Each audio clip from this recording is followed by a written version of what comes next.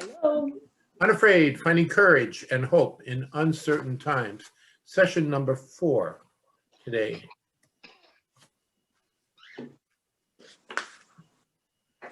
Okay, so to start out, why don't you go to the next slide? Well, let's start out with the word dystopia. Okay, the word dystopia. Does anyone know what that is? What that means? Fear or something. Yes. I forgot. I'll look it up. Okay. Dystopia is the opposite of utopia. Right. And utopia is that state of existence where everything works, okay, and everything is really great, and everybody is happy. It's kind of, in the biblical sense, it would be something like shalom, you know, where everything is at harmony and everything is at peace. Dystopia is just the opposite. It's kind of like what things are going on now.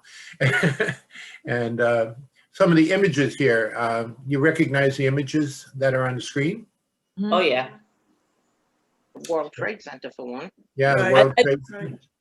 I just looked it up. It says, and imagine state or society in which there is great suffering or injustice. Yeah, Okay.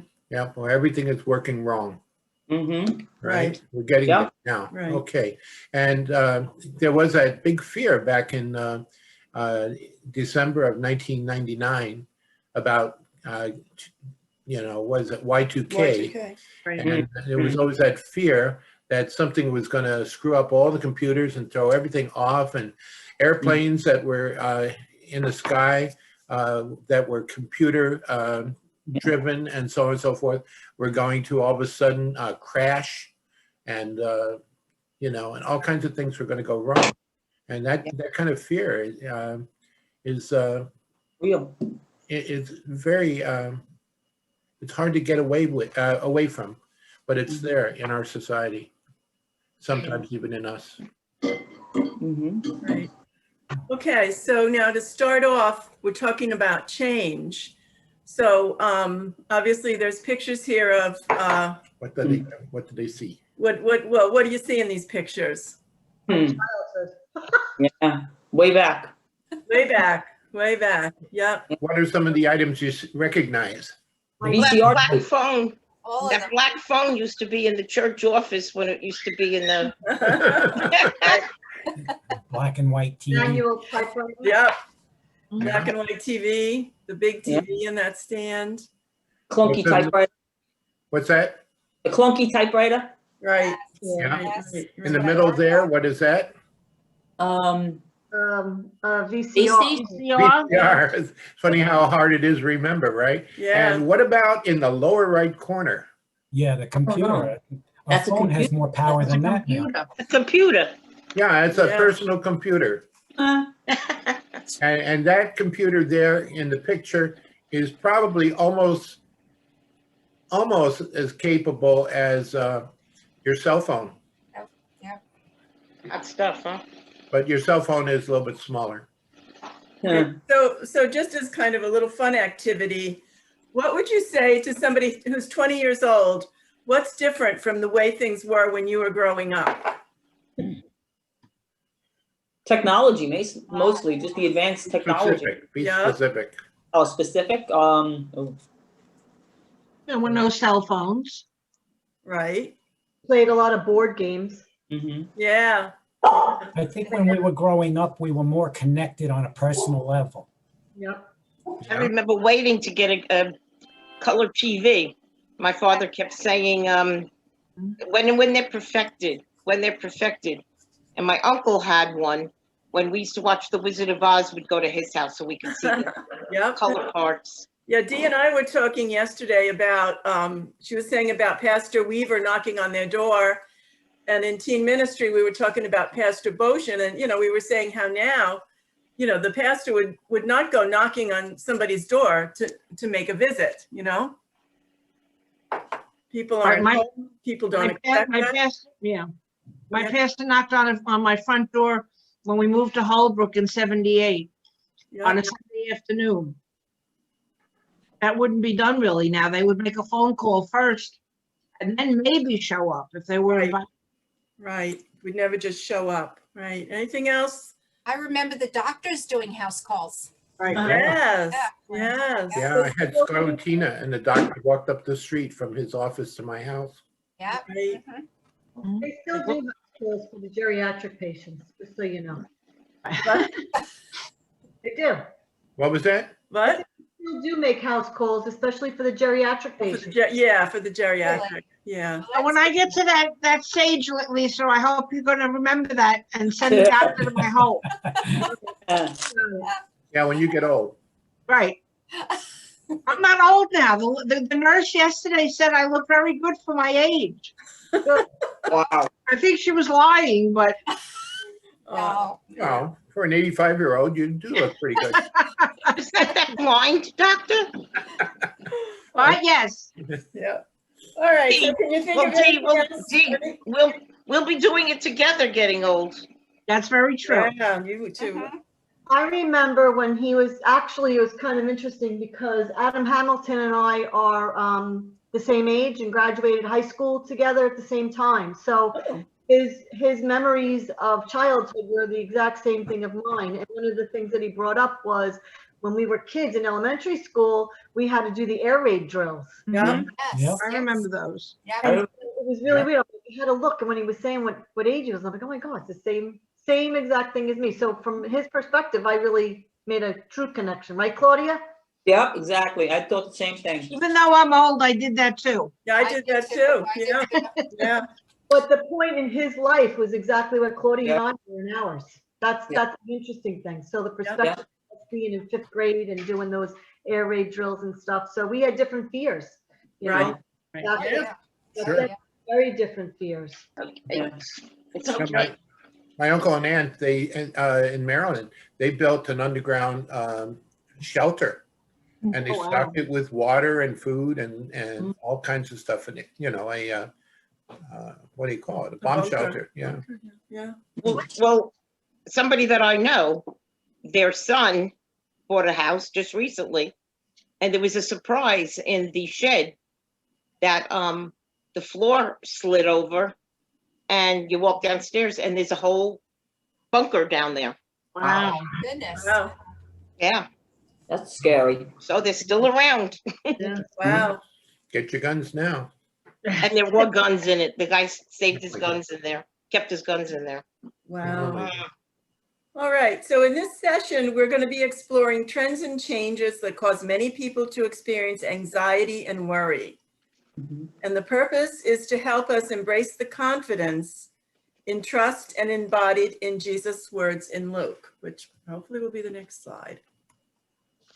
Okay, would a volunteer like to read this? I'll This read is it's from the red letter edition of the Bible. Okay. Would you like me to read it? I'll read it. Yeah, ahead. thank you. Jesus said to his disciples, "Therefore I tell you, do not worry about your life, what you will eat, or about your body, what you will wear. For life is more than food, and the body more than clothing. Consider the ravens. They neither sow nor reap, they have neither storehouse nor barn, and yet God feeds them. Of how much more value are you than the birds? And can any of you, by worrying, add a single hour to your span of life? If then you are not able to do so small a thing as that, why do you worry about the rest? Consider the lilies, how they grow. They neither toil nor spin. Yet I tell you, even Solomon in all his glory was not clothed like one of these. But if God so clothes the grass of the field, which is alive today, and tomorrow is thrown into the oven, how much more will he clothe you, you of little faith? And do not keep striving for what you are to eat and what you are to drink, and do not keep worrying. For it is in the nations of the world that strive after all these things, and your Father knows that you need them. Instead, strive for his kingdom, and these things will be given to you as well. Do not be afraid, little flock, for it is your Father's good pleasure to give you the kingdom. Sell your possessions and give alms.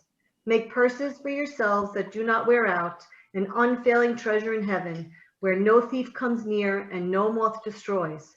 For where your treasure is, there your heart will be also. Okay, thank you. Thank you, Lisa. So let's say together the opening prayer. If you want to say it silently, you can, or out loud. So, God of every age, you know the more things change, the more things stay the same. Help us to face our fears with faith and to see in our time together the ways you are calling us to trust in you. We do not want to hold these worries. We want to be held in your hand. Amen. Amen. Okay. So now we have the video. Hopefully you have the video. Let's see what happens.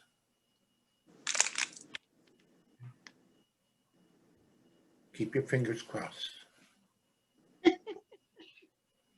Come on. It's loading.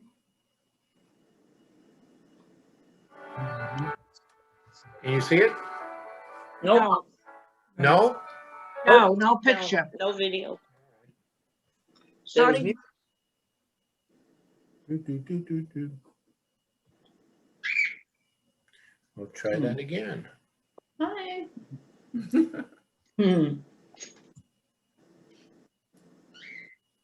Who's got the bird? Me, Anna.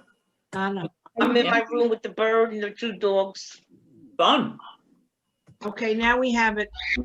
Got it? I'm gonna sign this up with you. Yep.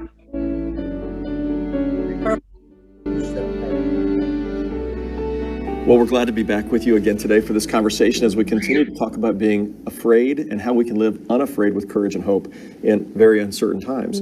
So as we're thinking about that, today in this session, we're going to talk about apocalyptic thinking. So the idea that the world is coming to an end, and there's a sort of Christian version of that, and then there's the version that we entertain ourselves with blockbuster summer hits, and then there's the version that we look at in the world around us and just think everything's going to hell, and how are we going to survive this? And then we're going to talk about the fear of change. And this is a very real fear that we experience in our lives. We'll talk about the fear of missing out, or we might get to that. And we'll talk about some of our financial fears. And so that's where we're heading in this session. And I want to just jump in. And I want to begin by mentioning something I mentioned over and over again in the book. There's an acronym we talked about for fear that has to do with the, the things that aren't real. But then one of the approaches that I try to mention again and again in the book for dealing with fear is fear is facing your fears with faith.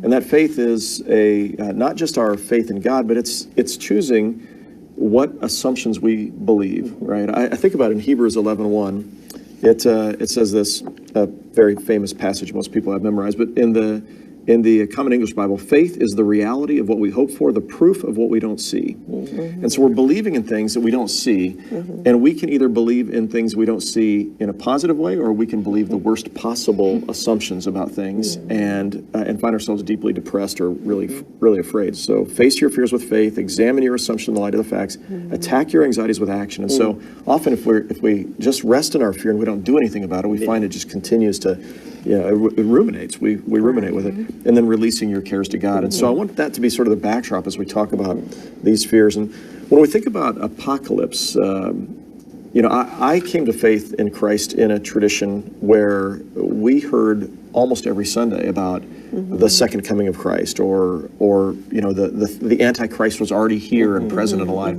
Did either of you grow up in settings where that was emphasized a lot? Yes, it's constantly the apocalyptic rhetoric and just language is very present in the community, and I even see it in my community, in the congregation that I serve today, that they are every time that there is an occurrence like we experienced with the eclipse, I would see just people that were worried because there's something that is out of the norm, and it will bring up a lot of that language about this is the end of times, this is something that is coming up, and I feel like it just puts people on over the edge of the unknown, and it's just difficult time to pastor someone who is in that state of mind. Right. It's interesting, all those promises in the Bible about the second coming of Christ were meant to instill hope. Of course, they were meant to tell you to be prepared anytime, for the moment when you might die or you would meet Christ face to face, that the Lord is coming back. But they were always meant to instill hope, but instead, so often today, they're instruments of fear. I want to move beyond that to the fear of change. We were having a conversation in my small group. All the folks are my age or older. about how, gosh, we're afraid of our grandchildren being born into this world. And I wonder if our grandparents were afraid of us being born into this world. And you think about the change that happened with technology, Ginger, what do you think about the fear of change?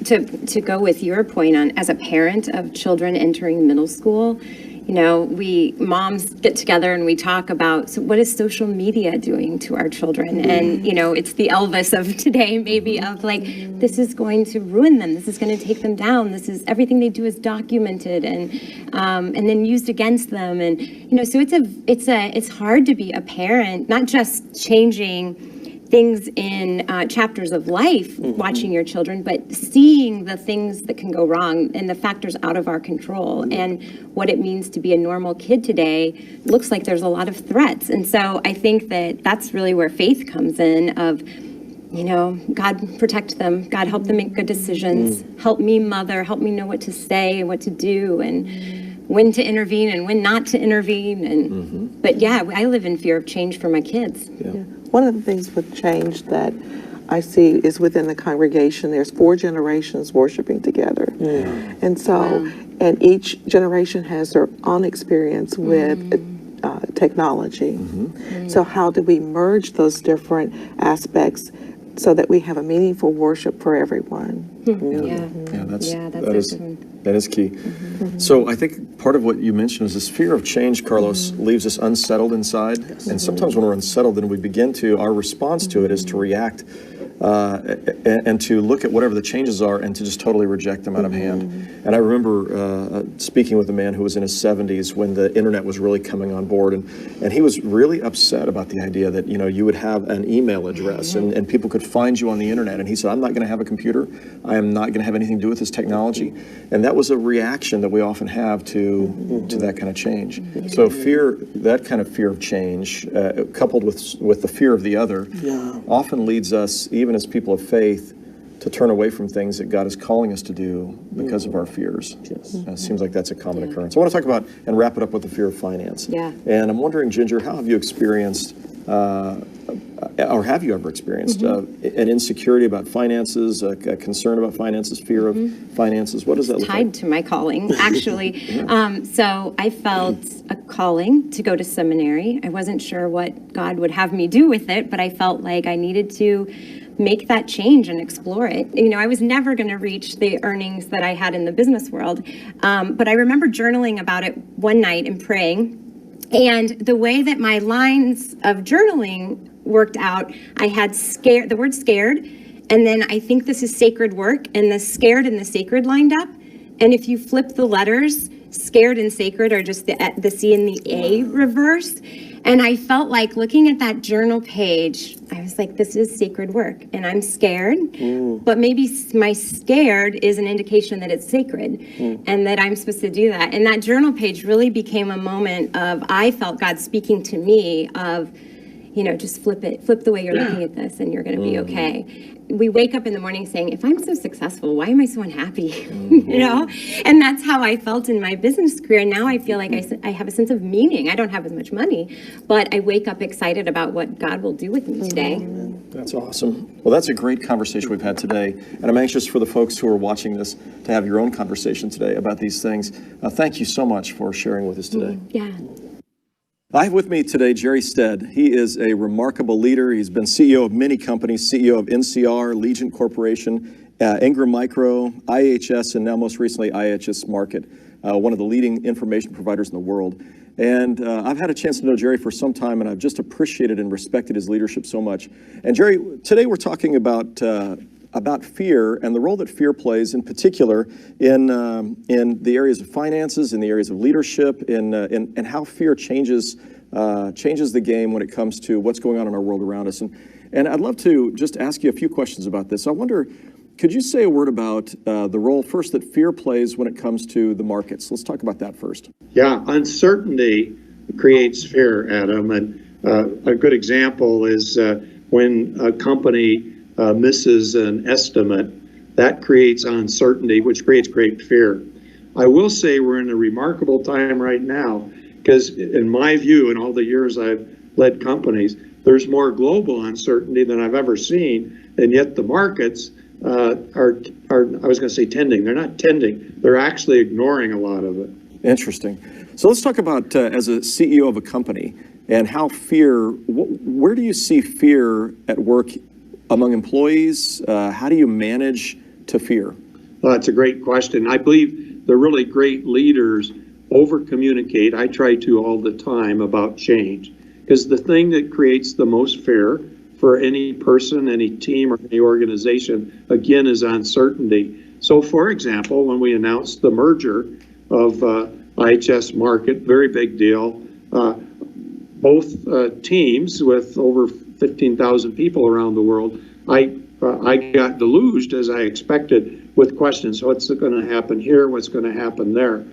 Three things. One, they knew me well because I've led the company for the last 17 years, and I've always been open, honest, candid, caring with my communication. Two, I get out and touch as many of the people as I can. This year I've traveled 405,000 miles around the world to be with our customers and our people so they can ask anything they want to ask, and that's so critical. And then three is you lay out goals, which we did. We announced, actually, in our case, the day of the merger, what we're going to do financially, how quickly we would make the changes that impacted our people, and what we would do with building new infrastructure. Then reported on that and still do weekly. Those are the three things I've always used. But it starts with trust. You know, I operate with 100% trust of all my people. I try to make sure I earn their trust, because when that happens, that reduces fear when you tell them what's going to happen, communicate what's going to happen, and then measure what's going to happen. Let me ask you, Jerry, as CEO, you carry a lot of responsibility. Are there times that you've been afraid personally or as a leader, and how do you deal with that? Yeah, it's also an excellent question. I get up, as you may remember, Adam, pretty early, about 3 o'clock every day. The first thing I do is exercise. Second thing I do is meditate. One of the things I do every day is read, even though I have it memorized upside down and backwards, is read actually Norman Vincent Peale saying, I believe, I believe, I believe. I believe that God will do his very best if I listen and learn. So I do that every day. So that gets me started because I have fears too, obviously. What I've learned over the years is that faith conquers fear 100% of the time. Absolutely, that's great. So I want to end by mentioning something I include in the book, and that is your statement, which I've always appreciated, facts are our friends. Would you say a little bit about that? Yeah, because I've used that a lot. As you can imagine, recently too, one of the new projects I've taken on is a business that is actually the leader in agriculture information in the world. I'm doing that as a give back to the world going forward after I retire here at the end of the year from IHS Markit. And when I got there, what they had been taught was give an answer, figure out later if it's right. And so I use facts as our friends on everything. Facts will give us what we need to do to be successful. Facts will help us think through what we need to do. And if we're fact-based on one side, then open, honest, candid, caring communication on the other, we'll succeed in everything. And I use that all the time, Adam. That's excellent. One of the things that strikes me about you, Jerry, is that as I know you, it's never about how much money you can have and you can make, but instead you've looked at how do I use money to make a difference in the world. Would you say a little bit more about that? As you know, we invest. We don't just give. We invest in things that we believe, Mary Jo and I believe will make a huge difference to the world. And we've stayed very focused on that. As you may remember, we went through college got married after our freshman year, went through college on $2,900 a year. Lived great, by the way. But we said if we ever had a chance, we'd give everything away to make a difference to the world. And the joy of giving is the most wonderful thing there is. One example only, I started, as you may remember, 12 and a half years ago, the Research Center for Alzheimer's Research Institute in Phoenix. Today, we're running a $500 million study on two vaccines in the United States, the UK, and Canada that will change the world if we make it happen. And we were able to invest and make that happen. I also had the honor of speaking to the 5,500 top Alzheimer's researchers in the world, asking them to do me a favor and spend all their time and energy going forward on partnering with each other to get rid of this. And so that's been the kind of thing we always do. It's because we made a decision to invest. That's terrific, Jerry. Jerry, thank you so much for joining me today and for being a part of this study. I really appreciate it. I admire you, I respect you, and I'm really grateful for the way that you have lived your life unafraid with courage and hope. Thank you so much for joining us today. Thank you. I don't know if you heard what I heard, but here's what I heard. I heard that Jerry faced his fears with faith. I heard that he examined the assumptions in the light of the facts. I heard that he was regularly attacking his anxieties with action, and that in the end, he released his fears to God. And that worked for Jerry, and I think it could work for you. Let's live as people who are unafraid with courage and hope.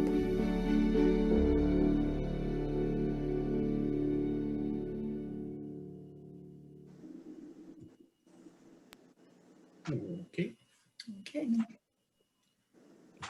Hello again, everybody. Hello. Okay, we're going to go to the PowerPoint again.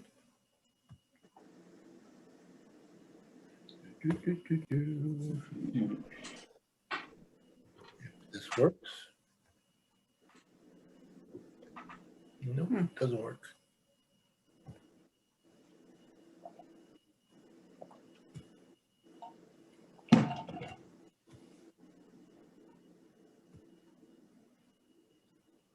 There we go. There we go. Okay, so there was a lot in that. So we can look at his questions. How does our relationship with technology affect our thinking about the future? What do you think? Can you repeat that question? Because we don't see it on the board. Oh, okay, hold on, you don't hold see on. it? No. We'll get it up. I don't have short-term memory anymore. Thank you for asking the question. You see the question? You see it now? Yes. So how does our relationship with technology affect our thinking about the future? What do you think? Well, talking about it before, she was talking about it before Ginger was on the video about what is society going to look like as a whole for these kids that communicate face to face, because all they do is with the technology. They don't know how to have a conversation without texting it or, you know, something like that. On that end, Yeah. really going to affect communication.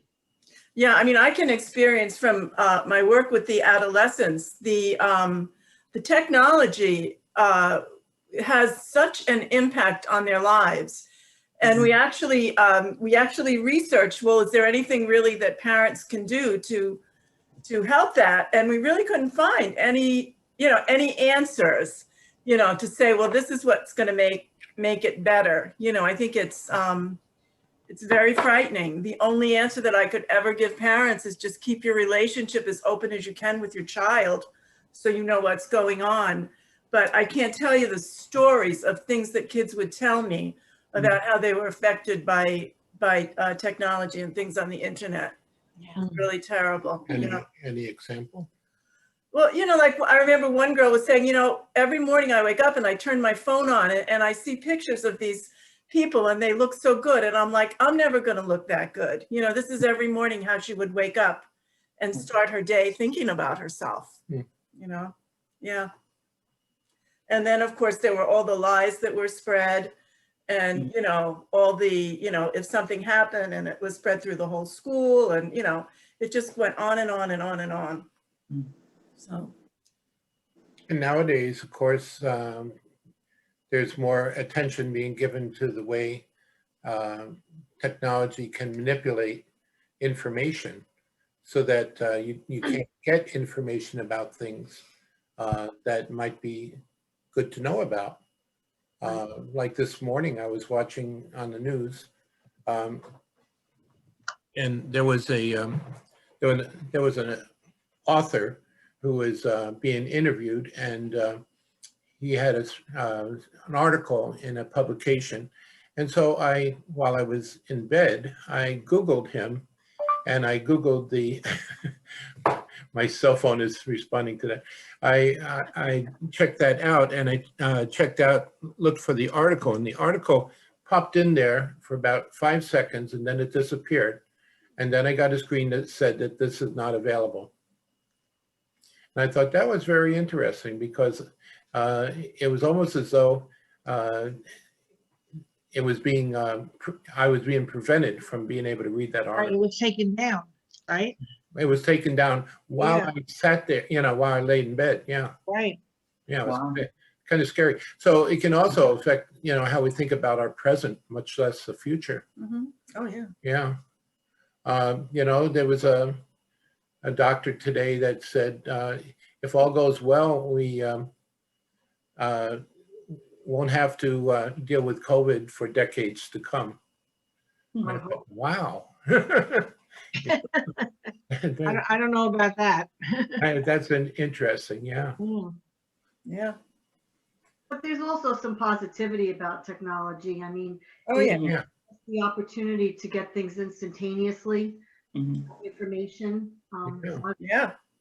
Like when I have to make a appointment for a test, I can do it right from the comfort of my own home in 2 minutes. Yep. Right. Yeah. So there is some positivity about it. Oh, there's Well, and the positivity of we can get together like this on Zoom. Yeah. Conversation. I mean, 20 years ago, we couldn't do this. It didn't exist. Right. Now Yeah, we're getting ready to celebrate the anniversary of the announcement that in 2 weeks, COVID will disappear. The anniversary. Disappear. Oh, is that what we were told? The anniversary is coming up? Yeah. Oh, okay. Hunker down for 2 weeks and then it'll go away. That's pretty fun. But also, if you look at that first question and, what we were just saying, there could be some very good things coming through technology in the future that we don't even imagine at this point. Yeah. True. Yeah. I mean, I remember as a kid watching the Jetsons. Yeah. Right. How many of those things have come to fruition? Yeah. Right. Sure. Yep. Sure. So how did Ginger experience a change in her thinking about financial security?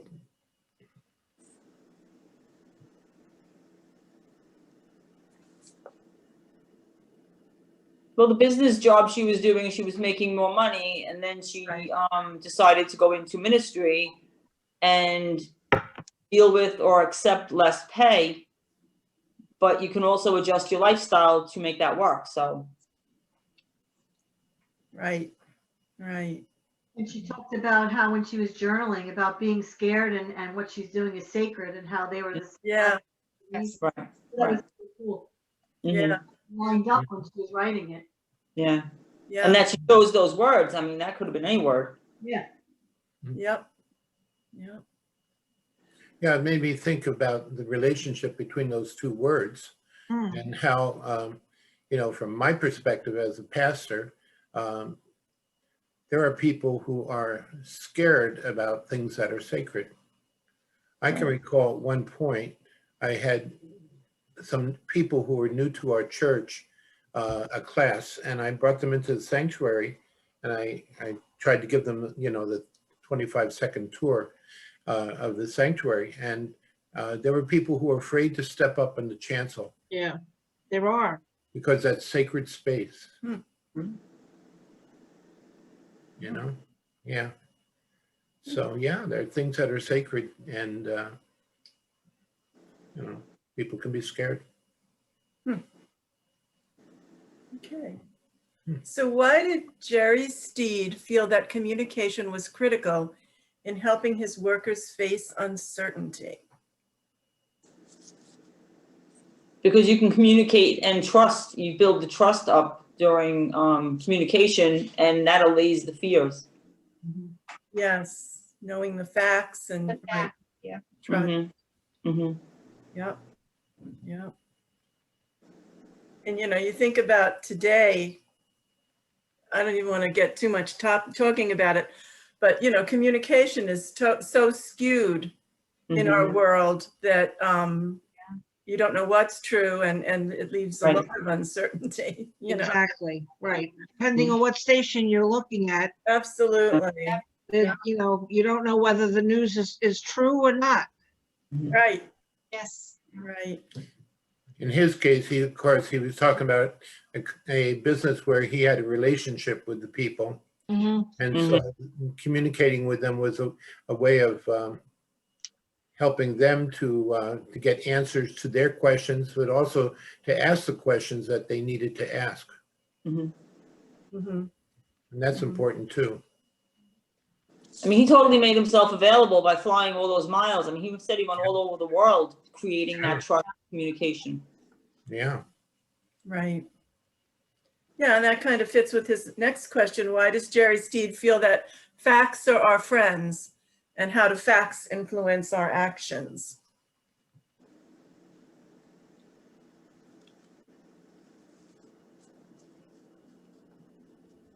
Facts are our friends.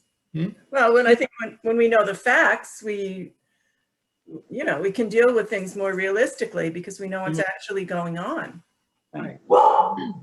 Facts take the uncertainty out of the whole equation, and that again builds trust. Yes. Yes. And then we know we have a better idea what action to take. And we know the facts. Yep. Okay. So I want to move on? Yeah, sure. Okay. So now we're talking about our current culture, and just if you can think about books, movies, TV shows that recall focusing on the future and the end of the world scenarios. So what comes to mind? Any books or movies or TV shows that focus on the future and the end of the world? Well, Back to the Future is the one that I think of. It just being able to go back and forth is just right. Crazy, really. Wasn't the Twilight Zone sometimes in that house? Oh, yep. Oh, yeah. I never watched it. It scared me. It scared me. I never watched it. Me too. I love that show. I can remember we watched a movie. I forget what it was, but he was in the city and in New York, and everybody else was dead, and he had his dog. And oh, that was I Am Legend, isn't it? I Am Legend. Legend. I Am Legend. Right. Yeah. Right. Right. Yep. That was a scary one too. Yeah. I remember the movie Independence Day. Yes. Where, the world was being attacked by these alien forces. And I remember that particularly because I was in Oxford at the time, and I went to the movies on the day it opened. And of course, most of the people in the theater were British. And they reacted when the Americans did something good. They're kind of critical about things. That was quite a movie, yeah. Yes, that was a good movie, yes. Right. So how do you feel when you see depictions of your fears of the future coming to reality? Yeah. Yeah. Fearful. Is there something useful about facing these fears through popular culture? What do you think? I don't know.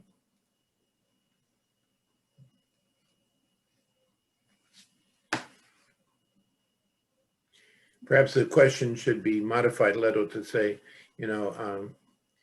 what might there be that is useful about facing those fears through popular culture? I don't know. Is there anything useful? I'm not sure. I don't know. The big problem with that kind of stuff is that it's all imaginary.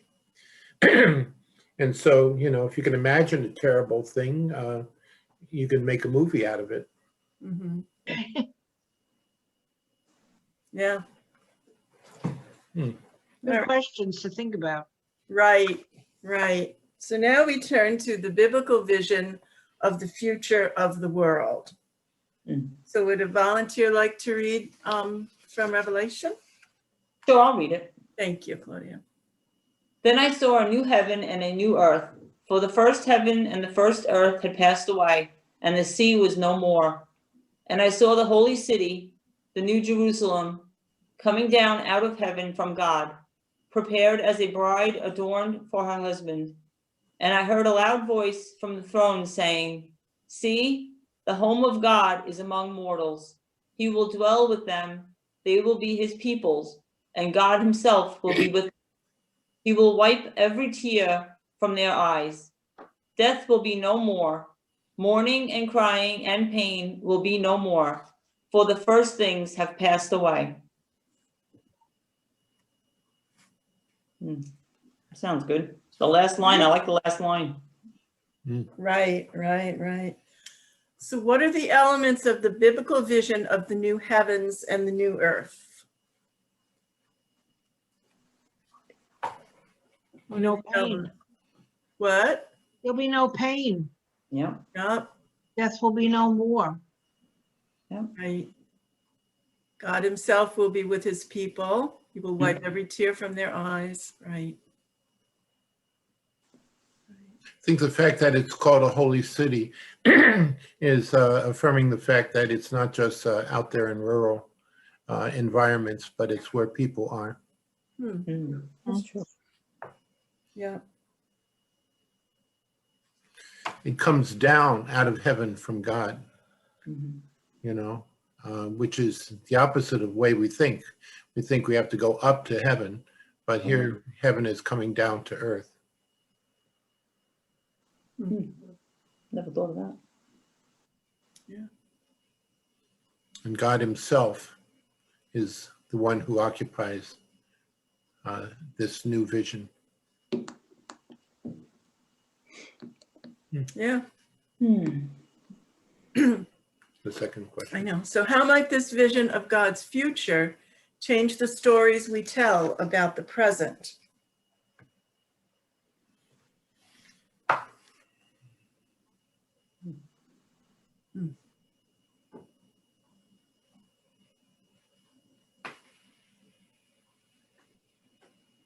Well, it's very much, I think, in contrast to the movies and, right, and all the destruction and Dystopia. dystopia and all of that. Right, right,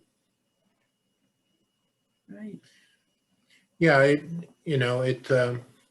reminds me of there's a quotation about Martin Luther that someone asked Martin Luther, Martin, what would you do if you knew that the world was coming to an end tomorrow? And his answer was, I would plant a tree. Oh. In other words, Why? Explain that.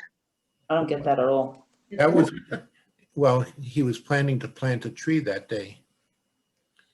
And we plant trees because we think about the future. Oh. So in other words, even though you think the world is coming to an end, you still, trust in God's presence now. And you do plan for the future. Yeah, you work for the future. Right, you work, yeah. Yeah. Back in the day with the Y2K, everybody was afraid of the future. Yeah. We're gonna have one. Well, right now, everybody's afraid of the future. Yeah. But I remember some people telling me they were taking all their money out of the bank because they were afraid they weren't gonna be able Right. Yeah, Yeah, I've heard of that. Yep. Right, the ATMs wouldn't work. Yeah. Right. that's right. Yep. Yeah, I remember that being told. I remember I was working as a nurse and my husband was working, he was still working as a cop, and we both had to stay overtime because our shifts ended at 11. We had to stay, and we all stood around. All the nurses stood around in one room and stood there, like literally, like waiting for the shoe to drop. Wow. And him too, he was at work. All his coworkers stood around, literally at the moment, and waited to see what was going to happen because nobody knew. Yeah. Mm-hmm. Wow. And like 10 minutes later, we all looked at each other and said, "I guess we're okay. We can leave." Or it was like that moment. Yeah, right. Yeah. Yeah. It's true. Yeah, the irony is, of course, that with time zones being what they are, it could have been just another Yes. time zone that was going to bring the end of the world. Yeah. Yep, Europe hit it first. So hey, Yeah. right? That's true. I think it Okay. changes the way, if we really believe that, God's future is, the program, so to speak, then we ought to invest in the future Yeah. and not just invest in ourselves. Unless it's for the future. Something to think about. Yeah. Yeah. Okay. So then Hamilton points out that there are two different responses to the problems of the day. One would be to not care about the problems because God will eventually bring about a new heaven and a new earth. And then the opposite would be being paralyzed by the problems because we forget that God will ultimately prevail. Okay. So then he has some questions. Which of these errors do you feel is more prominent among Christians? Can I just say, I think a lot of life, at least for me, is either or in the middle, because there are things that do paralyze me with fear, and then there are things that I know God will take care of, and I just let it go quickly. So it's kind of in the middle for me. Mm-hmm. Yeah. Yep, good point. Yeah. Yeah. So then just kind of look at these questions. To which of these responses are you most prone? And if we took the promise of ultimate restoration seriously, how would it affect our behavior in the present? So what do you think? Why don't you just go back to them? Thank you. The Christians, do you think it's more not caring about the problems or being paralyzed and forgetting that God will prevail? I think it's with Claudia that we fall in between. Like it depends on the situation. Right. Yes. I don't think we can say all Christians do one or the other. I think it's where we are in our lives. I mean, the ideal Christian would probably not worry about it because they know God will bring about a new heaven and a new earth, but the human part of us will still worry. Right. Not be totally paralyzed. Right. And either of these, you're not doing anything. If you're not caring about the problems, you're not going to do anything about them. And if you're being paralyzed by fear. So I think, as Christians, we're more doers than just not caring or being paralyzed by fear. Yeah. Mm-hmm. Yeah, I think of the golden rule, and the word that we often don't think very seriously about is the first word, do. Do unto others as you would have them do unto you. There's a difference between doing and not doing. Right. Yeah. Mm-hmm. I think as Christians, what we do is we all pray, whether we're paralyzed or whether we don't, we can't remember or care. I think we all take the time to pray. Mm-hmm. Right. Yeah. Okay. Yeah. Okay. So now we have some more scripture. Right. The man at the pool. Dee, you'd love to read this, right? Sure. Okay. John chapter 5. Now in Jerusalem by the sheep gate, there is a pool called in Hebrew Bethesda, which has 5 porticos. In these lay many invalids, blind, lame, and paralyzed. One man was there who had been ill for 38 years. When Jesus saw him lying there and knew that he had been there a long time, he said to him, "Do you want to be made well?" The sick man answered him, "Sir, I have no one to put me into the pool when the water is stirred up. And while I am making my way, someone else steps down ahead of me." Jesus said to him, "Stand up, take your mat, and walk." At once the man was made well, and he took up his mat and began to walk. Now that day was a Sabbath. Okay, so why do you think the man was at the pool? Why the man was there and how he felt about being there so long? Probably frustrated. Yeah. Because if he was there for 38 years, that's a long time to be sitting by the side of the pool. Nobody's putting him in. He was probably frustrated that none of his friends would help him. Yeah. Yeah. Did I read something about the angel stirred the water and that's when he's supposed to go in, or is it all the Yes. time? It was just, Yes. right? So, Right. Yes, Right. Okay. He's probably sitting there saying, why isn't anyone helping me? right. Why are all these people going and just ignoring me? mm-hmm, So he might have been very angry right. Right, could be, yep. Yeah. or very depressed or both. Mhm. So what are some of the reasons given for the man's illness and what others might you imagine? Do they say why he's ill? I don't No. think so. No, no. The pastor Well, said, obviously he couldn't walk if he couldn't get up to get himself into the pool. Right. So his legs must have been crippled in some fashion. Mm-hmm. Right. and like pastor said, he's probably depressed. Mhm. Hopeless? Well, he couldn't have been hopeless if he was there at the pool every day, though. Right, and he had faith because he felt that at one point in time he'd be able to get in there and get healed. Right. And he held on to that. So he looked towards the future. He just didn't know when that future was going to be. For him. Right, he didn't give up hope. Hmm. So why did Jesus ask him, do you want to get well? Why do you think? To see if he had the faith. Mm-hmm. Mm-hmm. You think Jesus might have been challenging him? Mm-hmm. Mm-hmm. Mm-hmm. Yeah. You know, 38 years is a long time for anything. Right. I've been here 38 years at Hope, and I can't help but see the correspondence there, and wonder when I'm going to get up and walk. But there is that sense of, you know, learned helplessness. Mm-hmm. You know, that maybe, you know, something happens and because of that, well, it's like the Chicken Little thing that we saw. You remember the video of Chicken Little there, and, you know, something happened. And so he was afraid and learned to continue to be afraid and got other people afraid too. You know, did he convince himself that he couldn't get well? Or was he more, on some level, more comfortable with the way he was and not knowing what would happen if he got well, even though he wanted to get well? Yeah. I think that's some of what Hamilton was pointing about, that sometimes we get too comfortable in our current situation. Right, and we're comfortable, we don't want to face those fears of what's going to happen. Exactly. We're comfortable in our comfort zone, we don't want to move out of it. Yeah. And we sabotage ourselves. Yeah, exactly. All right. So I'm going to read into this and say, did he go back and forth to another place each day and come back, or did he just stay there because he had to eat to survive?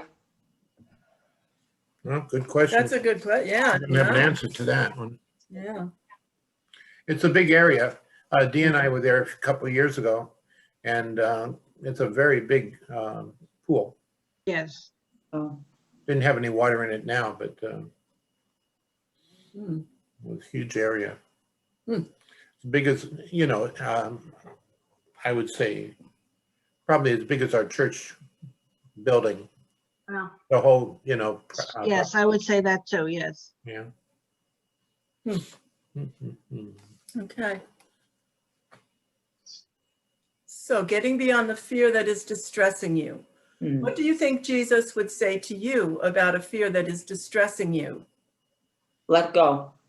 Release it to him. Okay. Not be afraid, I am with you. Right. How does faith give us the capacity to change? I think it helps us to change so that we don't become incapacitated to doing anything moving forward. I feel like when I have fear, once I pray on it and I ask others to pray, because I'm very good with that. If I'm afraid of something, I will share and ask people to pray for me because I feel like my prayers aren't enough. So I release it to others to help me get through it. And I think having that faith helps me move forward. And knowing others are praying with you and for you. Yes. Right. Right. I think another aspect of it is that the capacity to change depends upon our ability to trust that if it doesn't work out, things will still be okay, Right. you know? Yeah. So it's like riding a bicycle, you know, learning to ride a bicycle. And you can get on the bicycle, but, you know, when somebody's going to let go, you have to have the courage to say, well, if I fall down, I'll get back up. Right. Mm-hmm. I think back to the time when my husband changed his jobs after 34 years of working for one company and moving on to another in his 50s, which is not, you know, usually a typical Yeah. move. We really contemplated a lot, and I think our faith, or at least my faith, really helped me give him the courage to go ahead, because we lacked the faith years ago when he was approached to make that change. We always had the what ifs in the back of our head, and this time we said, you know what, it'll be what it'll be, and we'll get through it, you know. And I prayed a lot on it, and I think that having the ability to have faith, like Al always says to me, how do you have such faith when things don't always go? And I go, because it's the faith that keeps me from going and letting me, knowing that I'm going to be okay. Like if you don't have the same kind of faith, it's hard to understand how people have faith. You know what I'm saying? Yeah. So it's just, and we all have different levels of faith, and I had different levels throughout my entire life. So it gives me the ability to change and to take on the challenges that I am taking on, especially like doing the internship now. You know, I was afraid. I was afraid of failure. I was afraid of everything that we've talked about so far in this book. You know, letting people down, not meeting up to my standards. And I said, you know what? This is the path that God has led me. He gave me some time to think about it, but he's now pushing me forward and saying, just go, Lisa, you can do this. So I think having that faith gives me the capacity to change who I am. Yeah. I agree. Yeah, takes away that fear, right? Yes. Yep. Yeah, you remind me of that hymn, Precious Lord, take my hand, lead me up, let me stand. I am weak, you know. That's a good Right. song. Right. It's not just a funeral song. It's a song for every day. Yeah. Yeah. Like Here I Am, Lord. That song speaks. Oh, yeah. Yeah. I don't know. Sometimes I just lift up my hands and here I am. I don't know what it is about that song, but I feel like it's just, you know, I have to say, yes, I'm there. You're looking for me. Yeah. Yes. Okay. Very good. Thank you. Okay, so then he goes on to Yeah, This was something. time is FOMO. How does Hamilton feel that social media is an anxiety-producing machine? Oh, yeah. Oh, yeah. Yeah. I thought it was so, you know, just the way he talked about it in his book, you know, how the things that are posted, you know, only the good things you want people to see, you know. Right. Putting your best foot forward. And it's true. It's true. Yeah. It is true. And how you feel left out. That hit home for me, because there are some photos that are put up and I feel like, well, how come I wasn't invited? Right. Yeah. No, I think we all feel that sometimes. And it's not, it was nice to see that, even though I know I'm not the only one, it was nice to read it in black and white, that this is okay for me to feel this way because I'm not the only person in the world that feels that way. But it's true. It's true. Yeah. And hesitate to put up because you don't want somebody to feel that way, if you really think about it too, you know? Yeah. Like, we're told with a group of friends, you know, don't post because somebody's going to get offended, you know? But Yeah. hey, I want to post because that's a good picture of me. Right. So you hesitate. And it really does. It's anxiety on both parts, on the people Right. posting and the people that are viewing. Yeah. Yeah, I got really upset when I saw a posting of people having a friend's Thanksgiving party the day after Thanksgiving, you know, with all these people. And I was like, you know, because of COVID, I was like, oh my gosh, it wasn't fearful, but it just made me so angry. Especially if you know some of the people and you have contact with them. Right, right. Yeah. Yeah. Hmm. So, How could they do that? Because then when you see them next time, you could be exposed. That's Right. You know, why would they do that? Yeah, I agree. yeah, they gave me a lot of anxiety. Yeah, it's even trickier if you realize that it was posted 3 days ago. No. And you were with them yesterday. Exactly. Yep. No, I hear you. Yep. Yeah. Well, All right. So then he has a little exercise if we have time.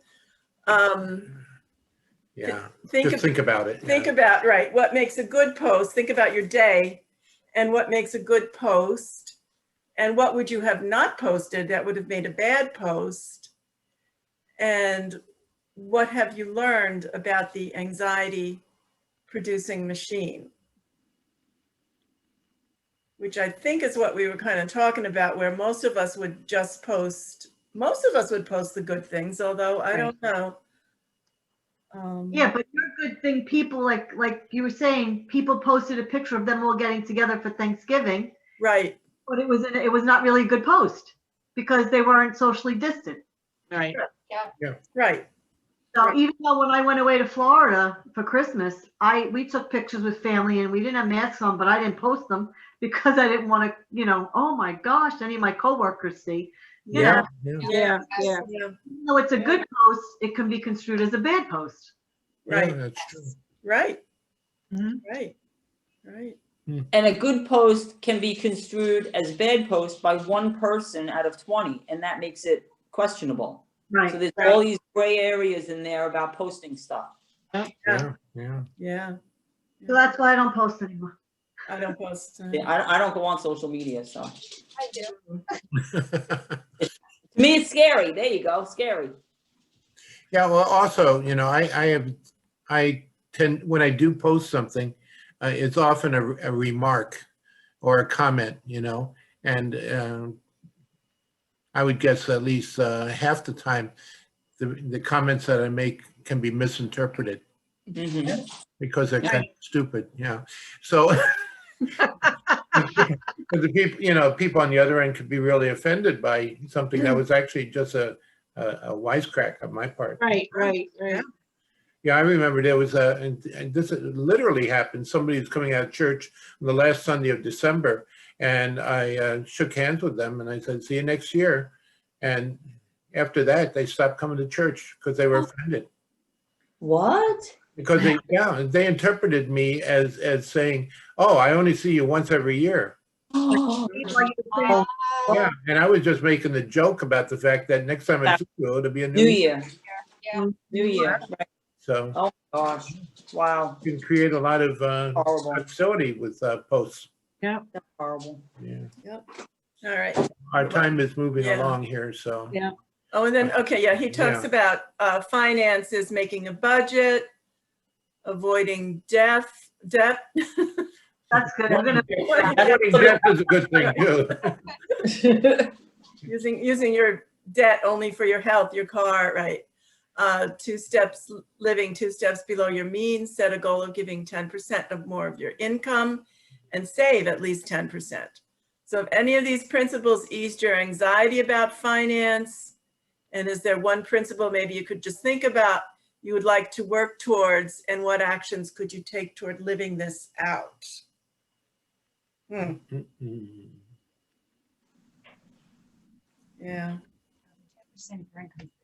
I'd like to save at least 10% for my future.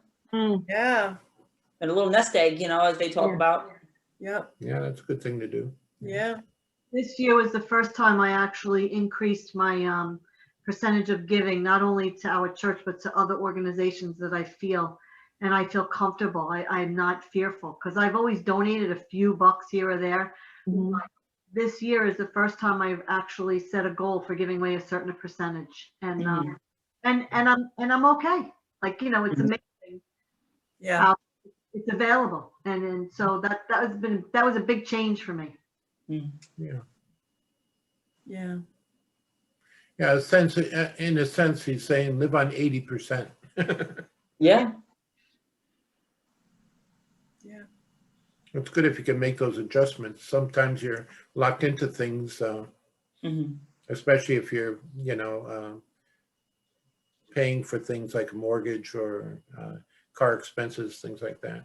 Mhm. It takes a while to get out of those. Yeah, 25 years ago, I had high financial anxiety. Today I'm in a different place. So, but it's good to reflect on these choices. Yeah. Yeah. Yeah. Yep. All right. You want to move on? All right, yeah, we've got to move Okay. on. Okay, Okay. closing activity Okay. Offer thanks for the things you already have. and Read read that. 1 Thessalonians. Rejoice always, pray without ceasing, give thanks in all circumstances, for this is the will of God in Christ Jesus for you. You have the litany. Now, right, there's a litany, which I will read if I can find it. And then the response to the litany is, we give you thanks, O Lord. Okay, you got that? So Yep. each line is responded. Right, okay, so we'll start. When the morning is bright with possibility, We give you thanks, O Lord. Lord. When the day is dark and the skies are heavy, We give you thanks, Thanks, O Lord. Lord. when children remind us of your promises for the future, We give you thanks, O Lord. When the car makes strange noises on the way to work, We give give you you thanks, thanks, O Lord. Lord. Puffy. when we receive an unexpected gift, We give give you you thanks, Thanks, Lord. O Lord.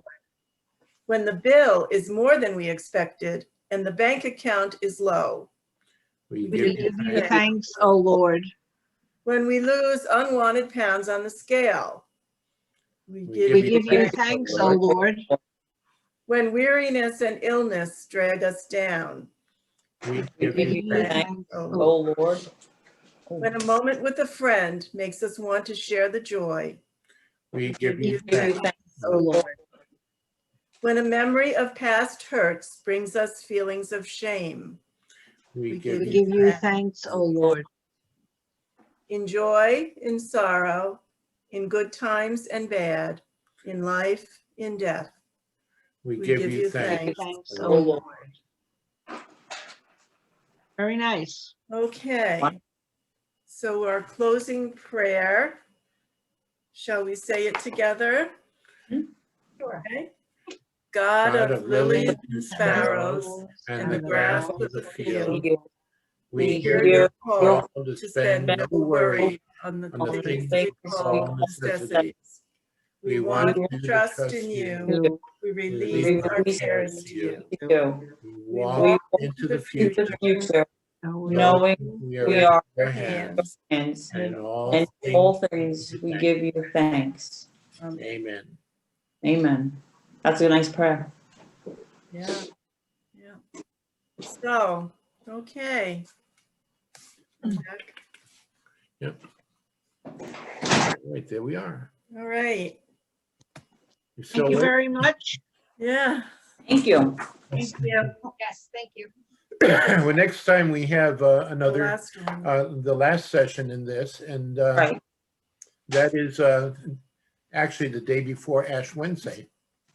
Right, Shrove Tuesday. Yeah. Right. So we have all our ash packets, and we're going to be burning some palm branches on Sunday if the weather allows us to do that, so that we can have our own fresh ashes for the church for services on Ash Wednesday at noon and 7 p.m. We're talking about the future of this Tuesday group, and we have another book that we've gotten copies of. Do you have it, Dee? Do you have it there? Oh, she has it. Okay. Yeah. What's the name of it, Dee?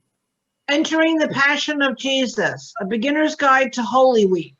Okay. Entering the passion. Entering Right, the so Passion of Jesus. So it's a focus on the events of Holy Week. So we have kind of a double whammy during Lent, because on the Wednesdays of Lent, we will be having services where we'll focus, you might say, in a large scope of the Passion of our Lord. And Right, that's Places of the Passion. right, Places of the Passion. So we'll be looking in the larger picture there, but then we'll be narrowing it down on Tuesdays with this course by Amy Jo Levine. And it has videos like this one. And so it should be interesting. We do have copies of this book at the church. What do we have? 8 copies? Yes. Yeah. So, you know, it'd be good to try to pick it up before next Tuesday, or at least, you know, by Ash Wednesday, so that you can have it for the following week. Right, we will start the 23rd. And those sessions can bring us into Holy Week, actually, because there are 6 sessions altogether. Right. And those books are only $10 a piece, which is kind of good.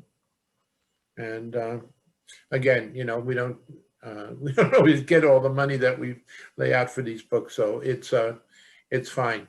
The important thing is that you get the book and then try to find the time to use it, to read it.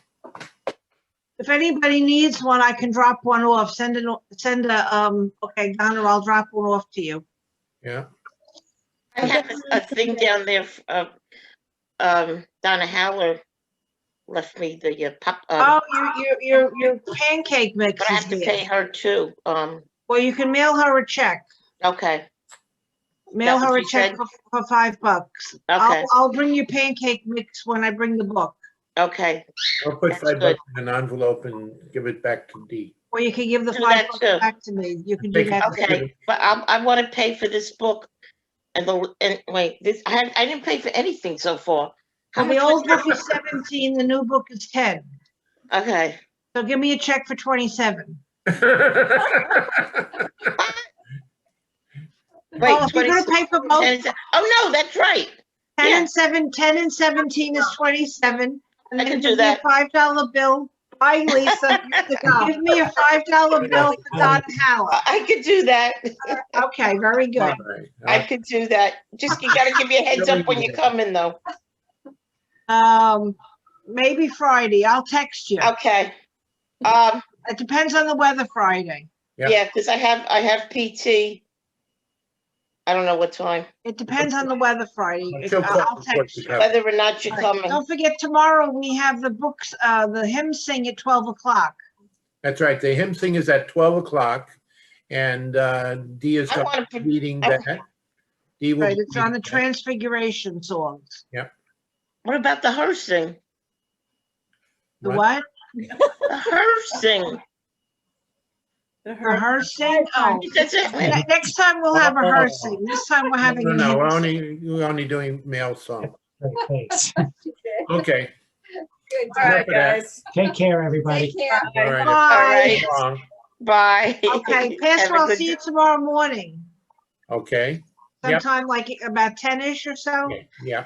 Okay, I'll be Okay. there early, but. I can't leave. You can't My leave button is covered by this stupid ad that Don't keeps worry. I'm popping gonna- up. I'm leaving. Just- Bye. Just get